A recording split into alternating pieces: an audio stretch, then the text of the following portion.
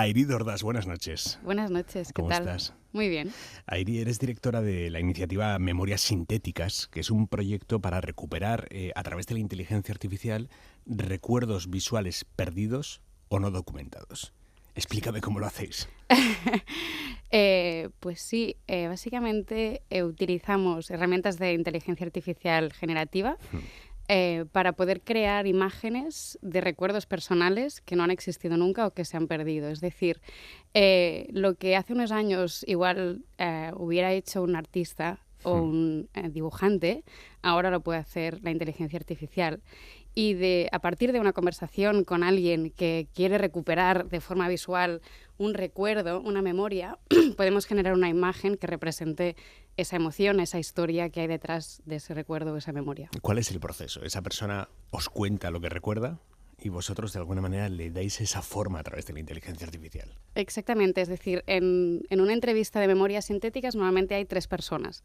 La persona que quiere recuperar la memoria, el entrevistador o entrevistadora, que podría ser alguien como tú, y luego el prompter o la prompter, que es como de estas nuevas profesiones que están emergiendo, que es la persona que es especialista en la inteligencia artificial y quien va a traducir esa historia oral en un prompt, una indicación que le vamos a dar a la inteligencia artificial para que genere las imágenes. Entonces, Me lo imagino un poco como los retratistas de la policía, ¿no? Que van ahí, según lo que va contando el testigo, van creando. totalmente, claro, y esto antes se hacía a mano y tomaba un tiempo y además con las limitaciones de tener que hacer algo a mano, ¿no? Luego, en estas entrevistas de memoria sintética se genera en realidad como un proceso muy iterativo en que una vez la persona ha contado su recuerdo y la ha descrito, gracias a la ayuda de la persona entrevistadora que también le hace preguntas que ayudan a describir visualmente ese momento, el prompter va generando imágenes y cuando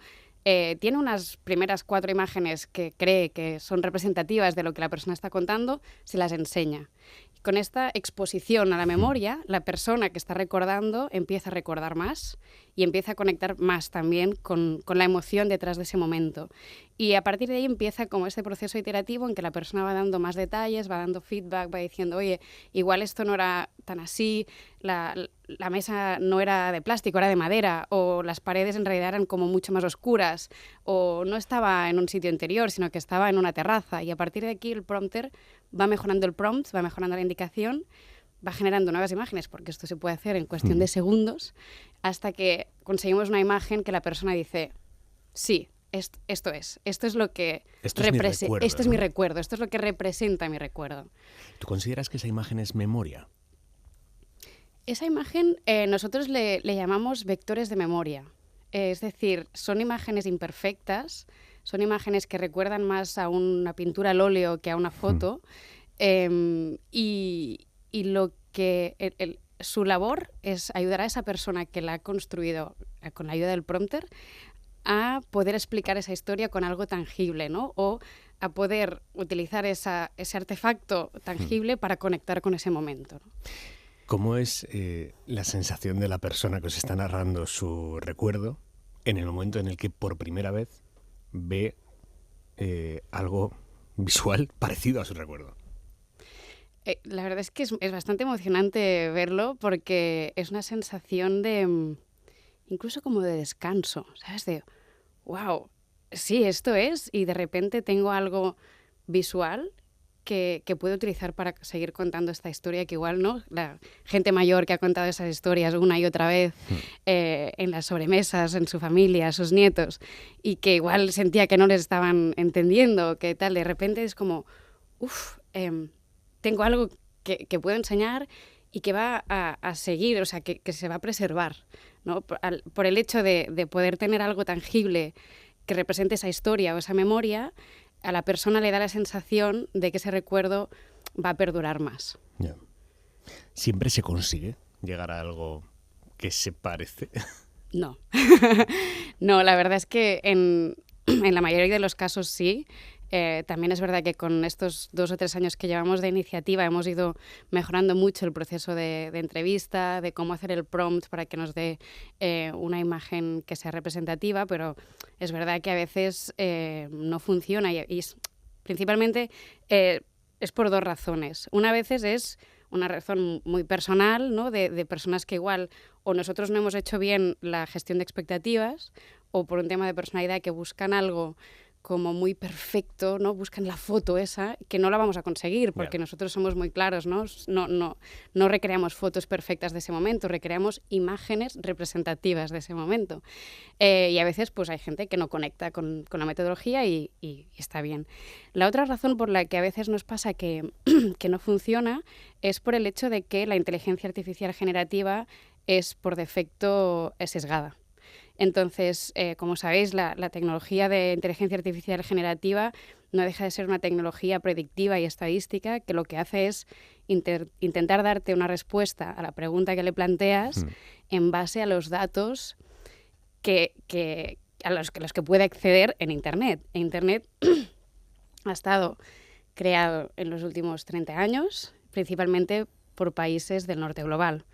Entonces, cuando intenta representar una imagen de estos países, ¿no? De Estados Unidos, de Europa, en la mayoría de las veces... Ahí no hay problema, ¿no? Ahí no hay problemas, te da unas imágenes que son representativas de esa cultura, pero, por ejemplo, cuando intentas reconstruir una imagen, que nos ha pasado hace muy poco, de una comunidad indígena de Sudáfrica, es muy difícil que la máquina, digamos, te dé un resultado que para esa comunidad sea relevante a nivel cultural, ¿no? Que puedan conectar con eso a nivel de cómo son pues, los diferentes elementos que representan una cultura, desde la vestimenta, los elementos de una casa o los elementos de un paisaje incluso, ¿no? O sea, que la inteligencia artificial también sigue atendiendo a clichés cuando habla de culturas en las que no ha sido educada. Yo diría que es el mayor riesgo de esta tecnología, que es por defecto esto sesgada y que puede,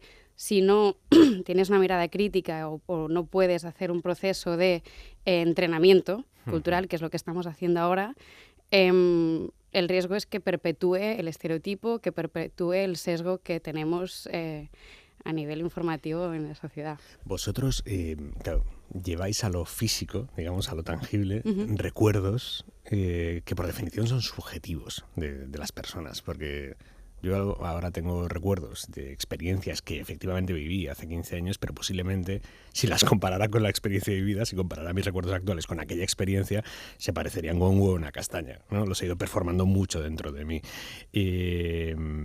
Para vosotros es importante que lo que recreáis y lleváis a la imagen sea cierto, o no tiene por qué, con que responda al pensamiento que esa persona tiene de aquel momento, es suficiente. Para nosotros el objetivo principal es que ese proceso, este artefacto que creamos, sea útil para la persona que lo está creando. Y reconociendo, como tú dices, que es una memoria personal y subjetiva, para nosotros el factor de éxito es que esa persona sienta que eso representa su recuerdo. En ningún momento las memorias sintéticas que estamos generando pretenden ser un artefacto que sea como portador de la verdad, ¿no? Es decir, simplemente es un artefacto que ayuda a la narrativa personal o comunitaria de una comunidad, y esto es algo que también intentamos ser muy transparentes con ello. Entonces, de hecho, nos ha pasado alguna vez que han venido dos personas a la vez a reconstruir memorias, una pareja, por ejemplo, de gente mayor. Colisión de memorias. Claro, y era como... Sí, o sea, la co-creación con el entrevistador, el prompter y las dos personas, y claramente era una pareja que cada uno recordaba completamente distinta, de forma distinta el momento, porque lo que dicen los expertos es que en realidad nuestra memoria está hecha de emociones. O sea, es decir, tú recuerdas más la emoción que hay detrás de esa historia que los detalles exactos, ¿no? Y obviamente cuando hay una experiencia en la que han participado más de dos personas, pues si les preguntas, cada uno tendrá su versión de la historia. Esto es como recordamos, ¿no? Y entonces esta anécdota que recuerdo era muy divertida ver cómo las dos personas de la pareja eran como, no, pero eso era así, no, pero eso era, no, pero si era este color, no era otro. Y al final fue como un consenso, ¿sabes? Fue como un consenso de llegar a una imagen en el que los recuerdos dos... intermedios, ¿no? Exacto, sí. Recuerdos de aproximación. ¿Cualquiera puede reservar una sesión para que se le recree por inteligencia artificial un recuerdo? Ojalá te pudiera decir que sí. Es decir, el proyecto en sí nació como un proyecto de investigación interna dentro de nuestro estudio. Empezamos haciendo experimentos con nuestros abuelos, de hecho, en el estudio, y tuvimos la suerte el año pasado de poder abrir en el Museo del Diseño de Barcelona la primera oficina pública de memorias sintéticas. Y esto estuvo abierto durante 3 meses y en ese momento sí que la gente podía programar una entrevista para poder ir allí. Era un servicio al servicio de la ciudadanía de Barcelona. Para que pudieran ir a reconstruir memorias. Ahora mismo estamos en un momento del proyecto en el que estamos intentando buscar financiación estable para poder abrir de forma sistemática estos espacios públicos para que las personas puedan hacer esta reconstrucción de memorias. Lo que estamos haciendo de momento es, a través de organizaciones que quieren experimentar con nuestra metodología, pues dar este servicio a los usuarios de estas organizaciones, ya sean hospitales o museos principalmente. Y a la vez estamos intentando, es que estamos como explorando diferentes vías de cómo podemos hacer llegar esto a la gente. Sí que es verdad que además esta tecnología está disponible a todo el mundo, entonces lo que nosotros hemos hecho es intentar darle un uso diferente y una metodología que permite reconstruir estas imágenes de recuerdos, pero con poca formación, digamos, podría utilizar cualquiera de las herramientas de inteligencia artificial generativa para crear una imagen. Cuando creáis esa imagen respecto a un recuerdo mío, ¿quién pasa a ser dueño de mi recuerdo? Esta es una buena pregunta. Depende de la plataforma que estés utilizando. Esto, como sabéis, la tecnología de inteligencia artificial está avanzando a un paso gigante y la regulación va por detrás, ¿no? Bueno, como casi siempre. Entonces, dependiendo de la plataforma con quien estés trabajando, tienen sus políticas propias de copyright, pero en principio lo que más prevale es que cualquier imagen de inteligencia artificial no tiene copyright. Entonces, la imagen obviamente se entrega a la persona de forma física y digital, pero a nivel legal de momento no tiene copyright. Todo el mundo, entiendo que sí, que cuando os llega un recuerdo es un recuerdo positivo. ¿O no tiene por qué? No tiene por qué. Sí que es verdad que son recuerdos especiales, cargados de mucha emoción. En general son positivos también, ¿no? Obviamente esto está a la elección de la persona. Nosotros normalmente empezamos siempre preguntando ¿cuál es tu primer recuerdo? ¿Cuál es? De la infancia. De la infancia. Vale. ¿Cuál es tu primer recuerdo? Y aquí... Lo que pasa es que los recuerdos de la infancia al final nunca son nuestros recuerdos, son recuerdos respecto a lo que nos han contado, ¿no? Pero es una historia que para ti es especial. Yeah.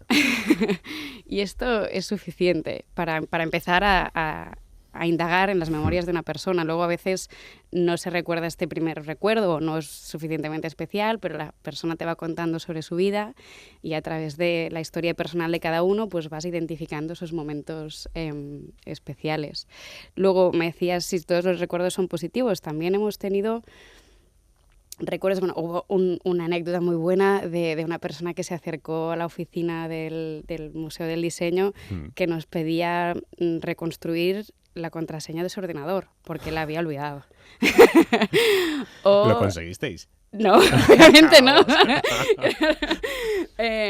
Pero no, es divertido. Luego, anécdotas más curiosas o que te plantean también o nos han planteado cuestiones éticas fue, por ejemplo, una persona que quiso reconstruir un recuerdo que en realidad no había existido y ella decía que nunca existirá. Y ella quería reconstruir una imagen de la persona que la había abusado estando en un juicio en el que no había pasado y probablemente nunca pasaría. Y en ese momento me acuerdo que el equipo nos planteó la pregunta, ¿no? De ¿podemos hacer esto o no?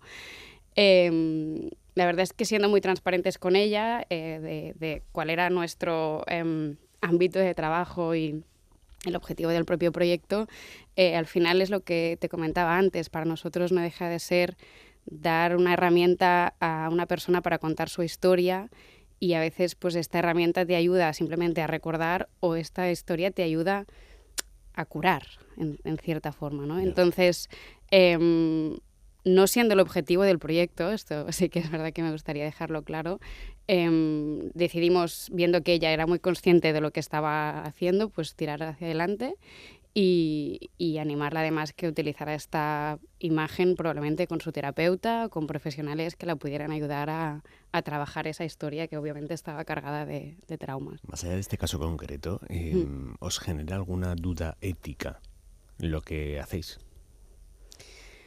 Sí, varias. Sí. Por un lado está el uso de la tecnología en sí, que como sabéis es una tecnología que según con qué plataformas que no son abiertas, o sea, de código abierto, son plataformas bastante opacas en cuanto a sus algoritmos, en cuanto a su impacto en el medio ambiente. Entonces, en este caso, la propia tecnología nos genera debates éticos, por eso siempre somos muy transparentes con qué plataformas, qué algoritmos y qué modelos utilizamos. También somos transparentes reconociendo que hay algunas preguntas a las que no tenemos respuesta aún. Y luego, a nivel de la propia metodología de generar imágenes que representan memorias subjetivas, pues se nos han planteado muchísimo, ¿no?, esta pregunta de lo que tú decías, apuntabas al principio. Al final es una memoria subjetiva, esto puede no ser la realidad. Y la verdad es que la forma en que tenemos de plantear estas dudas, que son absolutamente lícitas, es decir, nosotros somos muy transparentes con lo que estamos generando, es decir, es una imagen creada por inteligencia artificial que representa una memoria totalmente subjetiva. Esto en ningún caso puede servir para decir esto fue así, ¿no? Entonces, pues como cualquier otra herramienta de este tipo, hay que ser transparente y luego cuando utilizamos estas memorias en instalaciones artísticas o exposiciones para representar narrativas colectivas, pues lo importante aquí es no solo mostrar estas narrativas personales, sino poder dar un contexto histórico y social a estas narrativas que estamos intentando explicar o visibilizar. ¿Y crees que a medio o largo plazo, por lo que estáis viendo de cómo funciona esta tecnología, hablábamos antes de los retratistas de la policía, ¿crees que a no mucho tardar podría llegar a utilizarse, por ejemplo, para la reconstrucción de la escena de un crimen de la que no hay imágenes, pero que se pueda reconstruir con los testimonios de las personas allí presentes? Es que probablemente esto ya se está haciendo, ¿no? Porque realmente, es decir, no lo desconozco, pero imagino que estas herramientas de inteligencia artificial están disponibles para todo el mundo. Imagino que la policía acostumbra a ser también uno de los órganos que primero tienen acceso a este tipo de tecnologías, así que imagino que en cierta forma se está utilizando ya. Cuando oí hablar de vuestro proyecto, se me vino a la cabeza un cuento de Borges, que es Funes el Memorioso, en el que el protagonista lo recuerda todo, recuerda cada detalle de su existencia y al final termina colapsando precisamente por eso. ¿Los humanos no necesitamos también poder olvidar para poder seguir viviendo?